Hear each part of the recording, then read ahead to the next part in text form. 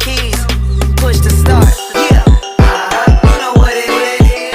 Everything I do it big. Yeah, screaming that's nothing. When I pulled on the lot, that's nothing. Stuck in my town, when you see me, you know everything. Black and yellow, black and yellow, black and yellow, black and yellow. I put it down from the whip to my diamonds. I'm in black and yellow, black and yellow, black and yellow, black and yellow. Yeah, you know what it is. Everything I do. Assalamualaikum warahmatullahi wabarakatuh. Halo teman-teman semua. Di sini kita akan berbincangkan tentang peradaban. Sebelumnya, mungkin kita nggak akan sendiri di sini. Kita ditemani dengan Bapak Andi selaku narasumber kita dari pengelola Museum Daerah Tulungagung ini. Karena museum itu merupakan sebuah tempat penyimpanan bermacam-macam peradaban. Apa saja macam-macam peradaban dan sejarah yang tersimpan di Museum Daerah Tulungagung sini, Pak? Oke, baik. Terima kasih. Saya ucapkan pada teman-teman dari ini ya, atas kepercayaan kepada kami untuk menyampaikan beberapa deskripsi terkait dengan peradaban Kabupaten Tulungagung. Yang pertama saya akan berbicara terkait dengan sejarah museum itu bagaimana. Jadi Kabupaten Tulungagung itu kan peradabannya sangat lengkap ya. Nah dari itu ada beberapa koleksi yang itu sebenarnya sebelum berdiri di Jalan Raya Tulungagung Boyolali Pak itu ada di Pendopo Kabupaten dengan jumlah koleksinya masih 61 koleksi waktu itu. Baru di tahun 1997 61 koleksi itu diproyeksi ya, karena di Pendopo itu aksesnya mungkin karena rumah dinasnya Bapak Bupati, jadi mungkin banyak kegiatan ya, akses untuk berkunjung ke museum memungkinkan pada waktu itu juga agak tidak bisa seleluasa ya, akhirnya tidak di sini. Nah, kalau berbicara koleksi Museum Daerah Tulungagung itu sesuai dengan apa yang ada peradaban di Kabupaten Tulungagung. Nah, dari itu yang di awal tadi saya katakan peradabannya sangat lengkap ya. Jadi mulai dari prasejarah ada, mulai dari masa klasik ada. Artinya masa klasik itu adalah masa Hindu Buddha, masa kerajaan. Dilanjutkan di masa Islam juga ada. Jadi bukti-bukti kesejarahannya banyak, baik itu benda atau tak benda juga banyak, mulai dari bangunan, mulai dari yang tak benda juga banyak. Nah, disusul lagi masa kolonialisme.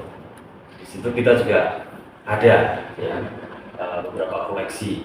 Terus ada peradaban ketika masa periodisasi, masa perjuangan ya. Nah, terus kemerdekaan juga ada. Terus bahkan sampai Nusantara Baru Indonesia Maju Tulungagung masih kokoh, masih ada juga kan. Jadi termasuk lengkap. Dan di sini kita punya masterpiece juga ya, masterpiece kita di prasejarah karena ada temuan fosil di masa kolonial itu berupa homo fosil tengkorak ya, manusia prasejarah itu namanya Homo sapiens sapiensis. Nah, inilah nanti yang akan dijadikan ikon dari Kabupaten Tulungagung, peradaban prasejarah. Ngomong soal museum yang menyimpan peradaban dan sejarah, berarti Homo sapiens bojakensis itu termasuk yang tertua ya? Iya betul. Jadi dari 1044 koleksi ya yang dimiliki Museum Daerah Tulungagung itu ada peradaban yang tertua di situ, yaitu adalah Homo sapiens sapiensis, yaitu manusia purba ya, manusia prasejarah.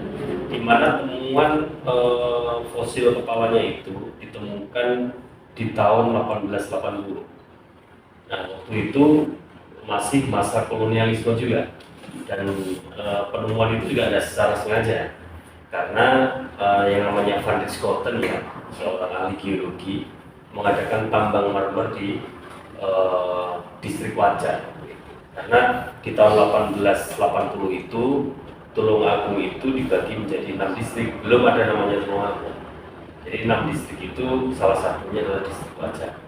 Nah, distrik Wajar itu meliputi dari Pelacak Kidul sini sampai ke Gamping. Nah, ketika Van der Schouten mengadakan tambang di sekitar Gampeng, beliau menemukan salah satu batu yang unik ya. Ketika dikaji dan sebagainya, ternyata itu fosil tengkorak.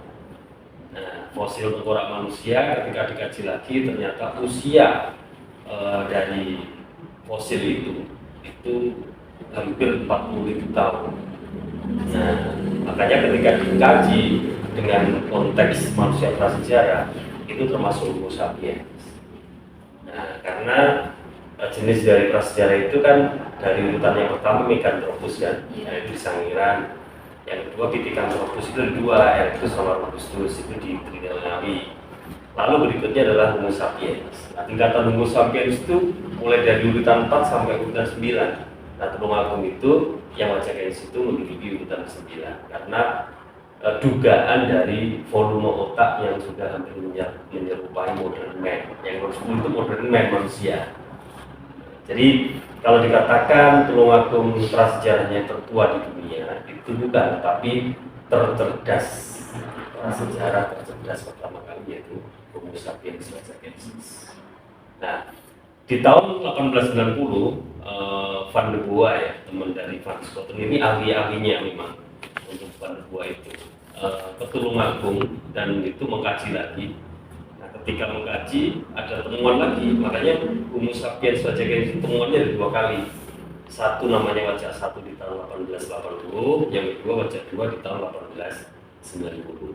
Itu masih berupa fosil tengkorak aja. Nah, pertanyaannya bagaimana dengan koleksi kita? Apakah itu yang original? Bukan, itu replika. Kita punya replika. Dan satu lagi perlu saya jelaskan, ketika yang koleksi yang secara utuh ya, itu bukan hasil temuan sebenarnya. Itu sebenarnya adalah sebuah usulan dari budayawan di tahun 2012 bagaimana kalau kita membuat secara utuh. Tetapi itu juga berdasarkan pakem ciri khas dari Homo sapiens Wajakensis secara fisik. Akhirnya dibuat manusia secara utuh. Kadang-kala itu juga ditanyakan beberapa pengunjung, apakah temuannya sudah menemukan secara utuh? Belum. Memang itu replika, hanya usulan aja. Biar kita itu bisa berimajinasi gitu ya. Oh, Homo sapiens Wajakensis itu memang sudah bertubuh tegak. Karena itu faktor dari volume otak. Semakin otak besar, tubuh semakin tegap. Semakin otaknya prasejarah otak kecil, itu sangkung panjang-panjang. Kalau nanti teman-teman mau ingin istilahnya membuktikan, itu silakan ke Sangiran. Itu rata-rata temuannya secara tubuh utuh itu seperti sangkuk itu membungkuk. Ya, teman-temannya katanya. Jadi ciri-cirinya ya, ada ciri-cirinya masing-masing. Oke. Dari peradaban Homo Wajakensis itu, bagaimana pengembangan kebudayaan? Kalau perkembangan dari temuan fosil prasejarah itu gini ya, saya kembali ke temuan itu. Bagaimana kok tidak seperti di Sangiran? Bagaimana kok tidak seperti di Trinil? Di situ ada satu poin yang membuat berkelanjutannya ada, sustainable development-nya ada. Kenapa Tulungagung tidak ada? Karena area dari temuan fosil Homo sapiens Wajakensis itu karena awalnya kan itu bahan tambang kan, area tambang marmer. Makanya tidak ada sustainable development-nya, hancur. Jadi Van der Boa ketika 1890 terakhirnya datang ke Tulungagung, dia kembali lagi di 10 tahun berikutnya. Dan beliau menemukan area itu hancur dengan tambang marmer. Makanya untuk berkelanjutannya itu masih terputus. Tetapi ini baru-baru ini ada sebuah inisiasi ya dari beberapa university di Jawa Timur, di Bandung, ya geologi Bandung itu juga sudah beberapa mengkaji lagi terkait dengan spot-spot hunian di Homo sapiens Wajakensis. Ya kita doakan itu nanti berkelanjutannya juga semakin ada progresnya. Oh iya, dan ya Pak ya, sejarah Tulungagung sendiri gimana Pak? Bagaimana terbentuknya Kabupaten Tulungagung? Oke, jadi kalau kita berbicara sebuah peradaban ya, jadi suatu daerah itu pasti punya sebuah cerita. Nah, Tulungagung itu sebenarnya berasal dari bahasa Sanskerta, tulung dan agung. Nah, ini memang ada dua versi. Satu, tulung itu yang berupa pitulungan, agung itu besar. Jadi dua versi itu di mana agung yang terakhir itu sama-sama besarnya. Yang tulung yang satunya adalah pitulungan, yang tulung satunya adalah air. Nah, itu ada versinya juga saling menguatkan satu sama lain sama. Nah, artinya gini, saya luruskan di awal ya. Jadi sebelum nama Tulungagung itu moncer atau muncul, itu dulu namanya adalah Kabupaten Rowo. Ya, Kabupaten Rowo ini itu dipimpin oleh bupatinya adalah Mangdirono. Nah, itu pusat pemerintahnya di Kalangret. Tahu ya Kalangret ya, di Tulungagung bagian utara. Ini pusat pemerintahnya Kabupaten Rowo. Kenapa kok dinamakan Rowo? Karena itu tadi salah satu versi dari Tulungagung yang air besar. Nah, jadi banyak mata air, sumber-sumber air di kawasan Tulungagung. Makanya akhirnya Kabupaten Tulungagung itu Rowo itu dirubah menjadi Kabupaten Tulungagung itu di tahun 1824. 1824, tetapi pusat pemerintahnya masih di Kalangret. Lalu di masa Raden Partowijoyo ya, Bupati Tulungagung itu merubah nama Rowo itu menjadi Tulungagung yang tepatnya di 1 April 1901. Nah, makanya HUT-nya Kabupaten Tulungagung dulu sebelum ada perubahan yang November itu 1 April karena pengambilan dari perubahan Kabupaten Rowo menjadi Kabupaten Tulungagung. Jadi seperti itu. Nah, pusat pemerintahnya sudah di kecamatan kota ya, di alun-alun itu. Sebenarnya untuk Rowonya itu perpindahan pemerintahan kota, pemerintahannya itu di tahun 1824 itu sudah ada di alun-alun. Ya, tapi masih dalam konteks nama Rowo. Lalu di tahun 1901 oleh Bupati Partowijoyo itu diubah menjadi nama Kabupaten Tulungagung dan disematkan sekalian HUT-nya Kabupaten Tulungagung. Jadi seperti itu. Nah, ini kalau terkait dengan air besar tadi ya, karena banyak sumber-sumber mata air yang khususnya itu di depannya pendopo di alun-alun itu.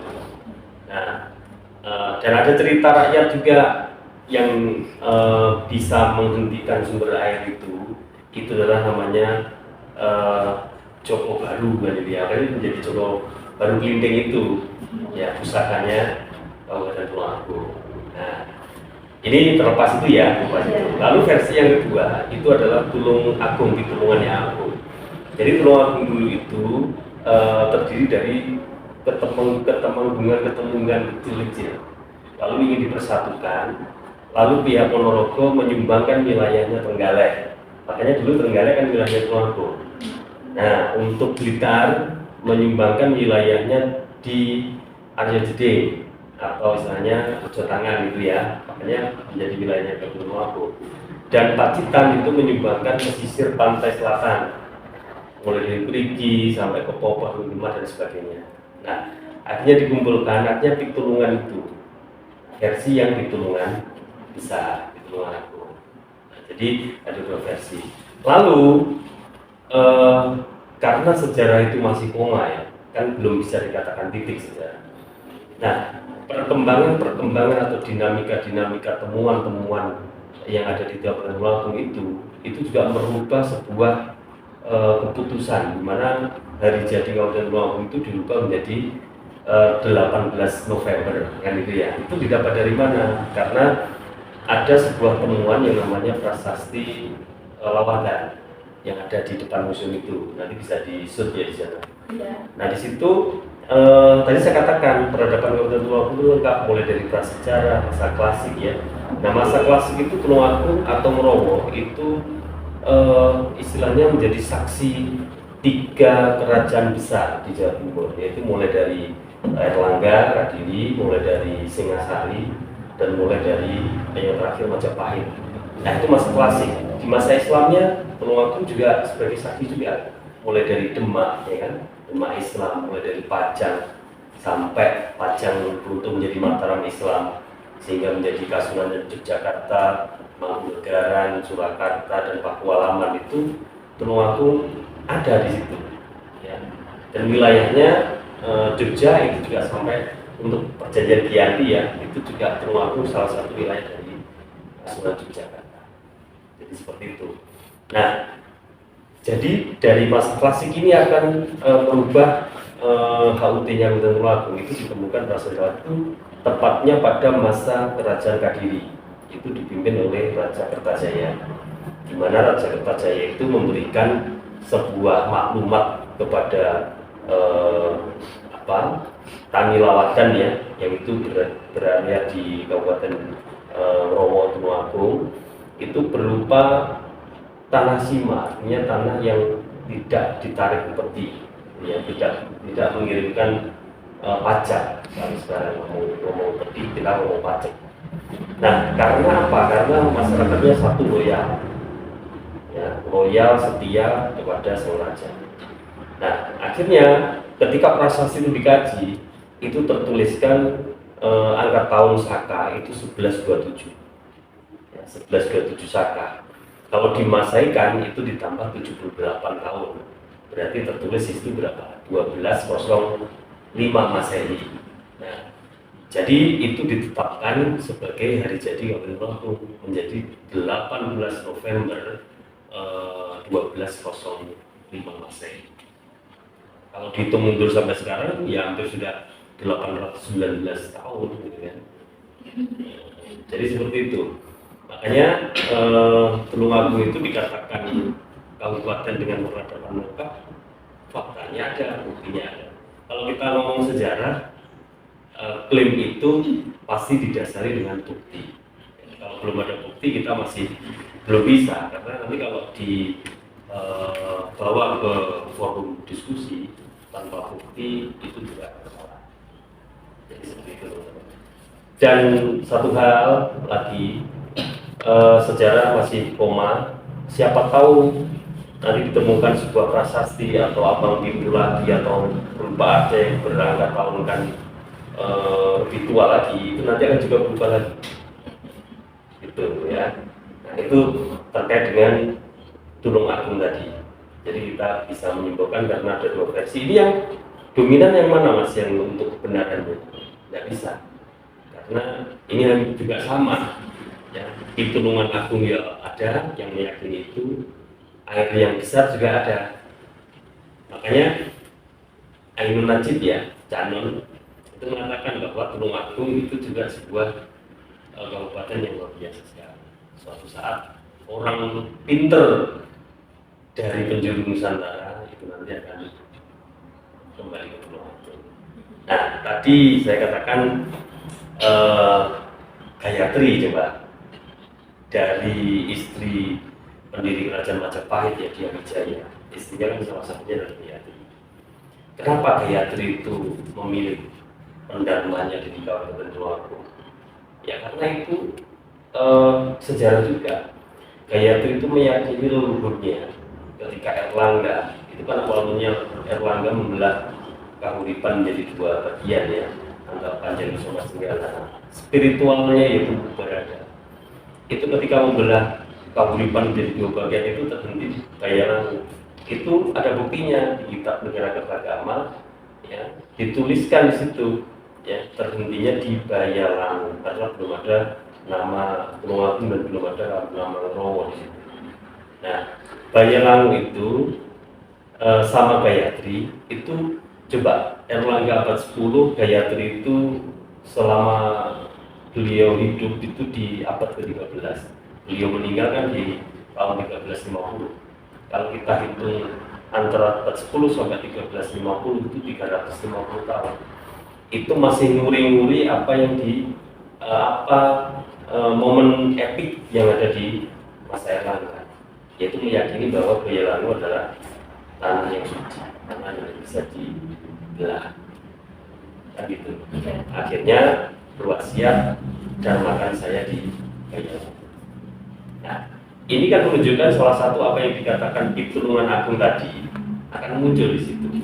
Ya, istri seorang raja penyatu Nusantara dengan konsep Cakrawala Mandala Dwipantara Nusantara. Dwipantara, Dwipa itu pulau, antara itu di luar. Jadi pulau-pulau yang di luar itu disatukan. Itu asal mula dari Nusantara. Gitu. Oke. Lalu peninggalan peradaban di Tulungagung yang terkenal secara umum itu apa? Kita karena peradaban itu yang paling tertua prasejarah ya, kita juga mengangkat prasejarah itu karena dunia jelas ya. Masa Belanda itu menemukan fosil prasejarah di Tulungagung itu juga mendunia.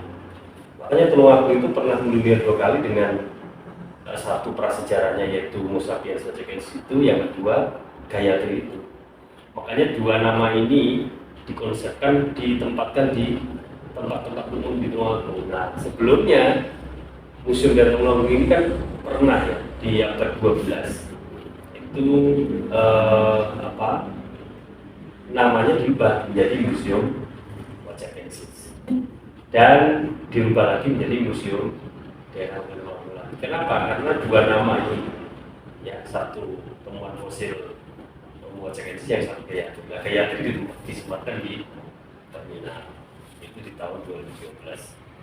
Ini terminal Gayatri. Nah, makanya masterpiece yang ada di Museum Daerah Tulungagung itu adalah Homo sapiens Wajakensis. Kalau di masa klasik kita punya koleksi yang menjadi masterpiece yaitu Dua Rapala. Oke.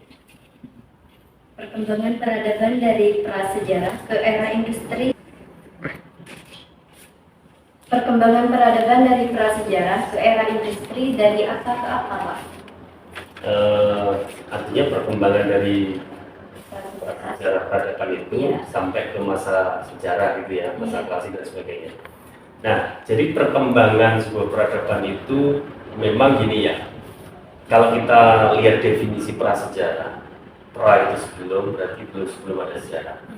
Di situ ditandai dengan belum mengenalnya aksara, belum mengenalnya tulisan, belum mengenalnya sebuah gambar, belum mengenalnya sebuah peradaban yang artinya sifatnya modern. Artinya apa? Bisa mengembangkan apa istilahnya bertanam, ya kan? Bisa mengembangkan membuat hunian. Itu belum ada. Tetapi prasejarah yang terakhir itu sifat untuk huniannya itu bisa dikatakan modern sedikit, dari hunian nomaden yang berpindah-pindah akhirnya menjadi hunian yang tetap, tetapi tidak modern ketika masa sejarah, kan gitu ya. Jadi bisa dikatakan zaman batu.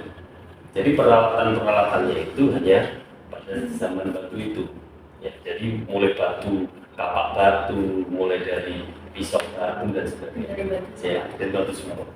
Logam itu sudah produk dari peradaban sejarah. Makanya prasejarah itu dikatakan berakhir ketika ada bukti atau temuan sebuah prasasti, di mana prasasti itu disematkan, satu bisa di batu, dua bisa di lontar daun, yang ketiga bisa di logam. Nah, prasasti itu buktinya apa? Ada tulisan, ada aksara, ada gambar. Ya. Nah, disitulah proses ketika dari peradaban prasejarah menuju ke sejarah, modern dan sebagainya. Dari situ akan mengenal sebuah pembuatan logam, ya. Peralatan-peralatan dapur berupa logam juga, pisau, pedang, keris dan sebagainya. Nah, seperti itu. Makanya berkembanglah industri ya. Dari situ mulai dari namanya diversity terkait dengan pakem-pakemnya. Diversi itu kan berbagai jenis ya, bisa di perikanan, pertanian, di perindustrian terkait dengan logam dan sebagainya. Peradabannya sangat keren sekali ya Pak ya. Oh iya, karena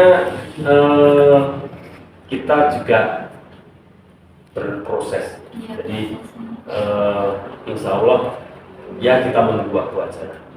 Siapa tahu nanti Tulungagung juga akan berubah menjadi era keemasan Majapahit. Amin. Tanggapan Bapak soal minat belajar sekarang untuk ke museum gimana? Dibandingkan dengan saya di museum sejak 2010 ya, mulai dari 2010 itu sampai sekarang. Nah ini saya bisa menilai atau menyimpulkan ketika saya ada di sini. Ketika 2010 dulu memang belum semaksimal saat ini ya. Nah, artinya animo dari pengunjung terkhusus pelajar itu tidak seramai ketika tahun 2016 ke atas. 2016 ke bawah, 2010 itu hanya sekedar tugas dari guru. Ya. Meskipun sekarang juga tugas dari guru sebenarnya sih ya, cuma lebih apa ini ya sistem adaptasinya. Kenapa? Adaptasi itu karena dulu belum ada media sosial. Nah sekarang tugas guru kan semakin keren ya, semakin modern. Nah, jadi seperti ini yang saya melakukan seperti ini juga sudah membuat beda gitu loh dengan yang kemarin. Kalau yang kemarin cuma lihat-lihat aja dengan konteks menulis dan sebagainya, belum ada perekaman dan sebagainya belum ada. Nah, tetapi kalau saya simpulkan memang progresnya itu luar biasa. Makanya Tulungagung itu punya tagline yang luar biasa juga, yaitu representatif, berkelanjutan dan melayani semua. Nah, representatif ini dengan harapan koleksi-koleksinya dari museum itu merepresentasikan pada zamannya, pada periodisasinya. Berkelanjutan kita berbenah juga, mulai berbenah dari infrastruktur, koleksinya, dan berbenah untuk mengkomunikasikan ke masyarakat. Jadi gitu. Tapi kalau untuk masyarakat secara umum kita masih kurang ya, minim. Kita paling banyak itu setingkat pelajar, itu mulai dari TK, SD, SMP, SMA sama mahasiswa. Jadi seperti itu. Jadi untuk teman-teman semangat ya berbelajar dan mencari pengetahuan secara online ataupun bisa secara offline seperti ini. Asik juga ya Pak ya. Oh keren, asik juga. Ingat, ayo belajar, ayo cari pengetahuan. Jas merah jangan lupakan sejarah. Ya. Terima kasih banyak Pak. Nah ini belum berpantun. Oh Ini iya. kurang berpantun. Pantun secara spontanitas ada? Ya, terima Kalau dari sampean ada ya? Kalau dari Tulungagung itu ada, Nah, ya. ya boleh lah. Jadi setengah-setengah lupa ini ya, setengah-setengah lupa, nggak apa-apa. Senangnya hati membaca buku, cakep. Cakep. Kurang. Ya, ya. Senangnya hati baca buku. Cakep. Oke. Gadis anggun hidup terpaku. Cakep. Ya. Sejarah kebanggaanku museum di hatiku. Oh, Masya Allah. Luar biasa, ya. Keren banget Pak. Terima kasih Pak. Oke, waktunya. sama-sama. Baik teman-teman, untuk perbincangan kita kali ini sudah cukup sampai di sini. Kurang lebihnya mohon maaf. Sekian dari kami. Wassalamualaikum warahmatullahi wabarakatuh.